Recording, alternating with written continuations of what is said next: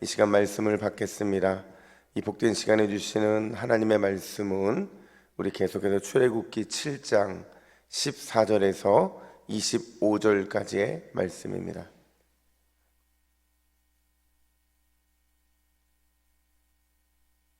구약성경 90면에 있는 출애굽기 7장 14절부터 25절의 말씀, 우리 왕이신 하나님의 관심이라는 제목으로 오늘 말씀을 받겠습니다. 14절부터 함께 교독해 읽겠습니다. 여호와께서 모세에게 이르시되 바로의 마음이 완강하여 백성 보내기를 거절하는도다. 아침에 너는 바로에게로 가라. 보라, 그가 물 있는 곳으로 나오리니 너는 나일 강가에 서서 그를 맞으며 그 뱀 되었던 지팡이를 손에 잡고 그에게 이르기를 히브리 사람의 하나님 여호와께서 나를 왕에게 보내어 이르시되 내 백성을 보내라. 그러면 그들이 광야에서 나를 섬길 것이니라 하였으나 이제까지 내가 듣지 아니하도다. 여호와가 이같이 이르노니 내가 이로 말미암아 나를 여호와인 줄 알리라. 볼지어다 내가 내 손의 지팡이로 나일 강을 치면 그것이 피로 변하고 나일 강의 고기가 죽고 그 물에서는 악취가 나리니 애굽 사람들이 그 강물 마시기를 싫어하리라 하라. 여호와께서 또 모세에게 이르시되 아론에게 명령하기를 내 지팡이를 잡고 내 팔을 애굽의 물들과 강들과 운하와 못과 모든 호수 위에 내밀라 하라. 그것들이 피가 되리니 애굽 온 땅과 나무 그릇과 돌 그릇 안에 모두 피가 있으리라. 모세와 아론이 여호와께서 명령하신 대로 행하여 바로와 그의 신하의 목전에서 지팡이를 들어 나일강을 치니 그 물이 다 피로 변하고 나일강의 고기가 죽고 그 물에서는 악취가 나니 애굽 사람들이 나일강 물을 마시지 못하며 애굽 온 땅에는 피가 있으나 애굽 요술사들도 자기들의 요술로 그와 같이 행함으로 바로의 마음이 완악하여 그들의 말을 듣지 아니하니 여호와의 말씀과 같더라. 바로가 돌이켜 궁으로 들어가고 그 일에 관심을 가지지도 아니하였고 애굽 사람들은 나일강 물을 마실 수 없으므로 나일강가를 두루 파서 마실 물을 구하였더라. 여호와께서 나일강을 치신 후 이래가 지나니라. 아멘. 여러분, 헤모포비아라는 말 혹시 들어보신 적이 있으세요? 헤모포비아, 이게 무슨 말이냐면요, 혈액 공포증이라는 겁니다. 말 그대로 피에 대해서 갖게 되는 이 두려운 마음, 그걸 바로 헤모포비아라고 말을 하는데요. 사실 헤모포비아로 고통받고 있는 사람들의 경우에는 진짜 일반적인 피는 물론이고 근데 피와 비슷한 색깔의 이 붉은색 이런 액체에 대해서도 굉장히 두려움을 갖는다고 이야기를 해요. 당연히 그 원인이 무엇인지를 연구했겠죠. 연구를 하다 보니까 과연 왜 이 혈액 공포증이 생겼을까 고민하다가 이 심리학자들의 이제 결과를 보니까 여러 가지 원인들이 있었어요. 그 중에 가장 근본적인 원인이 뭐냐? 죽음에 대한 공포 때문에 그랬다라는 겁니다. 그러니까 이 붉은색에 대한 공포, 헤모포비아로 고통받고 있는 사람들의 내면에는 죽음, 여러 가지 죽음의 상황들을 대변한 이 죽음에 대한 이 두려움이 있어서 이런 것에 대한 이 피해에 대한 두려움을 갖게 되었다라는 거죠. 여러분, 성경에 보면요, 피는 상반된 두 가지 이런 의미가 있어요. 하나는 생명이고 다른 하나는 죽음이라는 겁니다. 똑같은 피인데 어떨 때는 생명의 피를 의미하기도 하고 똑같은 피인데 어떨 때는 죽음의 피를 의미하기도 한다라는 거예요. 여러분, 오늘 이 본문은요, 애굽에 내려진 10가지 재앙 시리즈 그 첫 시작이거든요. 첫 번째 재앙인데 그 첫 번째 재앙이 뭐냐? 우리 20절 하반절 말씀 화면 보시고 같이 읽습니다. 시작. 지팡이를 들어 나일강을 치니 그 물이 다 피로 변하고. 여러분, 첫 번째 재앙의 시작이 뭐예요? 피였다는 겁니다. 이 피가 첫 번째 재앙인 이유가 있어요. 이제 이 말씀 후반부에 제가 설명을 드릴 텐데요, 중요한 건 지금 20절 하반절에서 그 물이 다 피로 변하게 하기 위해서 지팡이가 나일강을 쳤다 이렇게 말을 하고 있어요. 근데 이 치다라는 단어가요, 단순히 지팡이로 딱 건드렸다 때렸다 이걸 의미하는 게 아니에요. 이 원뜻은요, 직접적인 강한 타격을 가했다 이러는 거예요. 바꿔 말하면 하나님이 애굽의 나일강을 선제 공격하셨다라는 게 바로 이 치셨다라는 의미라는 겁니다. 그렇다고 한다면 여러분, 애굽에 내려진 10가지 재앙은요, 사실 엄밀한 의미에서 그냥 10가지 재앙이 아니에요. 그럼 뭐라고 말할 수 있느냐? 하나님의 10가지 공격이다 이렇게 말할 수 있는 거죠. 무엇에 대한 하나님의 공격일까요? 이 10가지 재앙이요, 철저하게 애굽의 이 신들, 애굽이 섬기고 있었던 우상들을 의미하거든요. 그러니까 이 우상들에 대한 선제 공격이고 우상들에 대한 직접적인 강한 타격을 강하시는 하나님의 공격을 의미한다라는 겁니다. 그렇다고 한다면 과연 오늘 본문 애굽을 향한 그 하나님의 첫 번째 타격, 나일강물을 피로 바꾸신 이 사건은 과연 어떤 의미를 우리에게 주는 것일까? 첫 번째로 누가 인생의 생명과 인생의 번영을 주는가에 대한 답을 제공해 준다는 거예요. 여러분, 우상은요, 2가지 우상이 있어요. 하나는 눈에 보이는 우상이 있고요, 하나는 눈에 보이지 않는 우상이 있죠. 눈에 보이는 우상이라 하는 것은 형상을 얘기하는 겁니다. 우리가 많은 형상들, 이 많은 형상들을 섬기고 있는데 많은 신들의 많은 종교에는 이런 우상들이 있잖아요. 그래서 이 우상들, 눈에 보이는 우상들이 있는 반면에 눈에 보이지 않는 우상들이 있어요. 눈에 보이지 않는 우상이라는 것은 내면에 숨어 있는 하나님이 이외에 우리가 의존하고 의지하고 있는 그것들, 바로 그게 눈에 보이지 않는 우상이라는 거죠. 여러분, 어떤 우상이 더 무서울까요? 눈에 보이는 우상이 무서울까요? 눈에 보이지 않는 우상들이 무서울까요? 당연히 눈에 보이지 않는 우상이 훨씬 더 무섭습니다. 왜요? 겉으로 드러나지 않다 보니까 이 감춰지기 쉬워요. 내 안에 우상이 있는지도 모르는 채 그냥 그렇게 살아가는 경우들이 많기 때문에 이 내면에 있는 우상들이 굉장히 무섭다는 겁니다. 그래서 눈에 보이지 않는 우상을 제거하는 것, 이게 우리 신앙에서는 굉장히 중요한 겁니다. 하나님도 그걸 너무도 잘 알고 계셨어요. 하나님도 눈에 보이는 우상보다 눈에 보이지 않는 우상을 섬기는 그 모습이 더 어렵다, 그걸 물리치는 게 더 어렵다는 사실을 너무도 잘 알고 계셨어요. 근데 여러분, 우리도 이제 기독교가 한 140년 되니까 이제 조금씩 보이기 시작하는 거죠. 처음 기독교가 이 땅에 들어왔을 때, 신앙이 이 땅에 들어왔을 때에는요, 이 문화적인 것들과 우상 숭배라는 것이 잘 이렇게 버무려져 있다 보니까 구별이 잘 안 되는 거예요. 그래서 예전에는 참 이 우상 숭배에 대해서 경각심이 좀 덜했는데 지금은 어떤 형태로 나타나고 있냐면 이 내면에 있는 우상이 굉장히 더 심각해지는 것들을 보게 되는 거죠. 430년 동안 애굽에 있었잖아요. 이스라엘 백성들에는 눈에 보이지 않는 애굽의 문화가 그들에게 우상으로 자리 잡고 있었죠.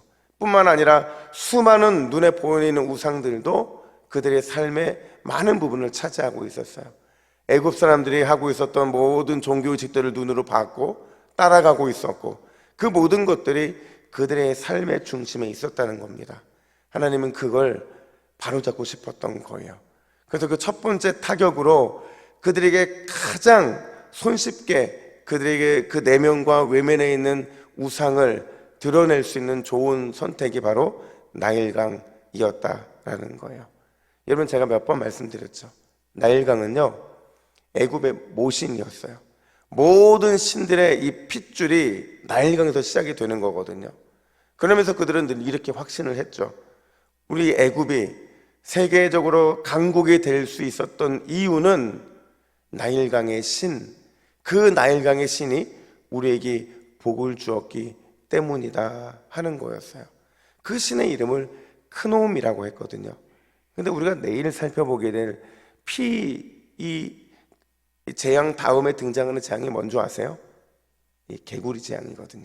근데 재밌게도요, 이 개구리 재앙이요, 크놈신, 나일강에 사는 크놈신과 짝이 돼서 이 개구리가 나일강에서 올라오는 게 그냥 올라오는 게 아니고 이게 짝이 되어서 애굽의 나일강을 통해서 엄청난 소출을 준다고 그들은 믿어왔다라는 거죠. 어쨌든 이 나일강의 풍성함이라는 것은요, 아주 대단했어요. 그 역사도 굉장히 깊었어요. 여러분 생각해 보세요. 창세기 12장에 보면 기근이 들어서 아브라함이 어디로 향해요? 어디로 간 줄 아세요? 애굽으로 내려갑니다. 그냥 아브라함만 그런 게 아니라 창세기 26장 보니까 기근을 맞은 이삭 역시도 또 어디로 가요? 애굽으로 내려가요. 근데 고대 근동에 있는 모든 사람들에게 있어서 나일강은 무조건 풍요의 상징이었어요. 단순히 나일강에 대한 상징, 이 풍요의 상징이 아니고 나일강의 신이 주는 이 풍요로움을 상징하고 있었다라는 겁니다. 자연스럽게 나일강이 신격화될 수밖에 없었고 그곳에 가면 무조건 풍요할 수 있다라는 그 신에게 의존할 수밖에 없는 그런 상황들이 만들어질 수밖에 없다는 거예요. 그런 나일강이 어떻게 되느냐? 우리 21절 상반절 말씀을 같이 읽습니다. 시작.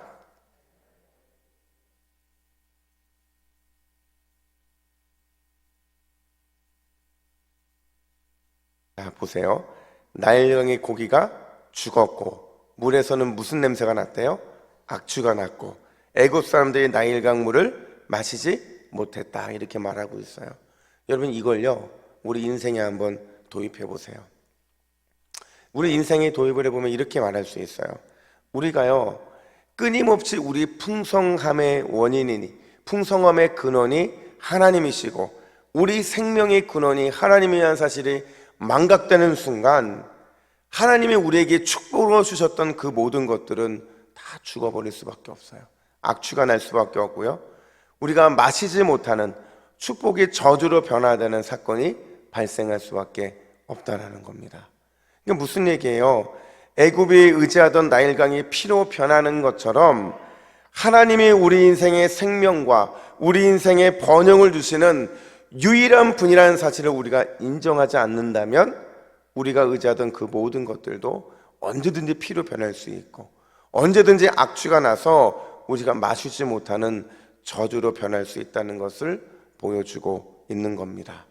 여러분 오늘 이 새벽에 나일강의 주인이신 하나님, 우리 인생의 모든 풍요와 복의 근원이신 하나님만 의지하는 저와 여러분들 되기를 예수님의 이름으로 축복합니다. 뿐만 아니라 두 번째로 오늘 본문은 뭘 보여주고자 하느냐? 하나님은 애굽의 바로와 다른 왕이라는 겁니다. 그럼 어떻게 다르냐?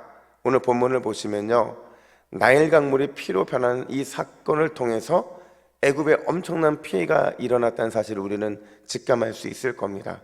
여러분 이 피해가 얼마나 대단했는지 한번 상상해 보세요. 이 물이 피로 변해 있는 이 시간이 얼마나 지났다고 말을 하고 있냐면 마지막 절을 보니까 7일 동안 지속되었다 이렇게 말하고 있거든요.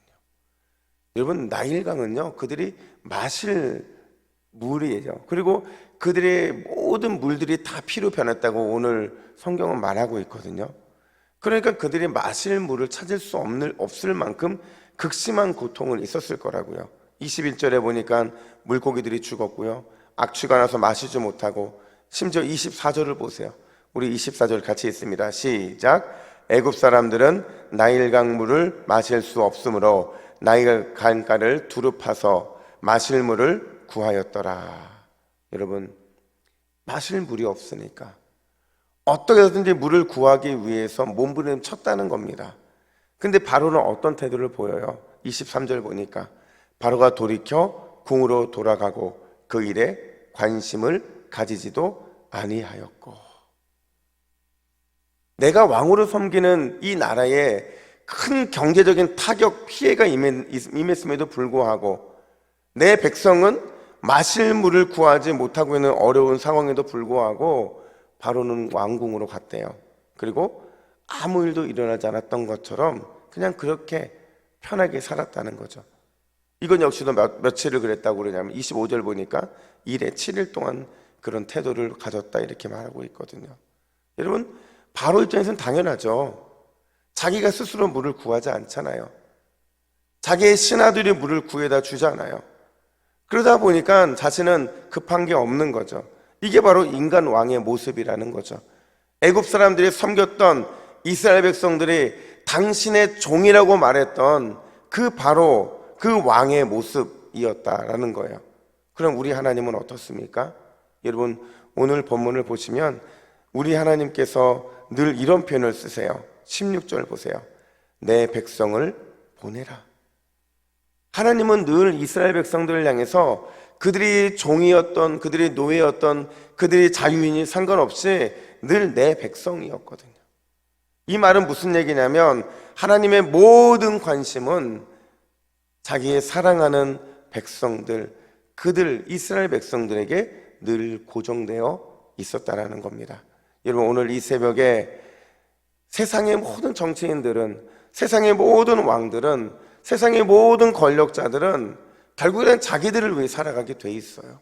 하지만 우리의 참되신 왕, 그 하나님은, 그 하나님의 관심사는, 그 하나님의 시선은 항상 저와 여러분들을 향하고 있는 줄로 믿습니다. 여러분, 우리는 기도할 때 그래서 기쁜 거예요. 기도할 때 우리는 행복할 수밖에 없는 거예요. 아무도 우리의 외침에 귀 기울여 주지 않지만 하나님은 유일하게 우리의 외침, 우리의 부르짖음에 귀 기울여 주시기 때문이라는 거죠. 그래서 우리가 주만 바라볼지라라는 이 찬양의 후렴에서 이렇게 고백하잖아요. 하나님 사랑의 눈으로 너를 어느 때나 바라보시고 하나님 인자한 귀로서 언제나 너에게 귀 기울이시니. 여러분, 그 사랑의 하나님, 그 은혜의 시선을 경험하는 이 새벽이 되기를 예수님의 이름으로 축복합니다. 함께 이제 기도의 제목을 함께 보겠습니다. 같이 기도 제목 읽겠습니다. 시작. 주여, 오늘 하루도 나일강의 주인이시고 모든 풍요와 복의 근원이신 하나님만 의지하게 하옵소서. 참된 왕이신 하나님의 사랑의 눈, 인자한 귀를 경험하는 오늘 하루가 되게 하옵소서. 아멘. 기도하겠습니다. 하나님 아버지, 우리 인생의 유일한 주인이시고 우리 인생의 모든 풍요와 복을 주시는 분은 하나님이신 줄로 믿습니다. 우리가 그것을 착각하지 않도록 도와주시고 늘 우리 인생의 복의 근원이신 하나님만을 의지하는 이 귀한 새벽이 되게 하여 주시옵소서.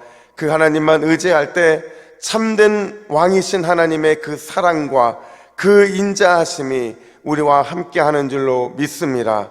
우리를 향하신 하나님의 시선을 기억하며 오늘도 하나님의 사랑의 시선을 마음껏 누리는 이 복된 새벽이 되게 하여 주시옵소서. 감사드리며 예수님의 이름으로 기도하옵나이다. 아멘.